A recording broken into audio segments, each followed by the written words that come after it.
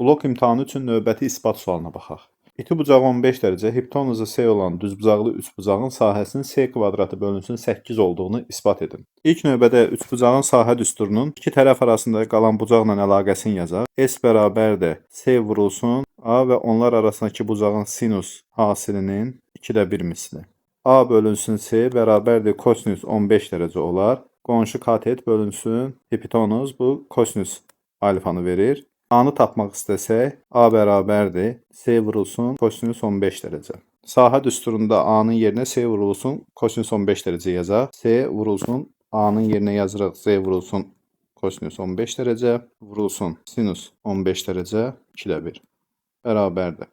Bunlar C kvadrat eləyər. Kosinüs 15 dərəcə vurulsun sinus 15 dərəcə də 2/1 sinus 30 dərəcə eləyər. Bunları nəzərə alaraq bərabərdir S kvadratı vurulsun 2/1 sinus 30 dərəcədə 2/1 olduğundan onun yerinə də 2/1 yazırıq və burada da 2/1 olduğu kimi qalır, bərabərdir. S kvadratı vurulsun 1 bölək 8. O da bərabərdir S kvadratı bölünsün 8. İsbat elədik ki, sahə S kvadratı bölünsün 8-dir.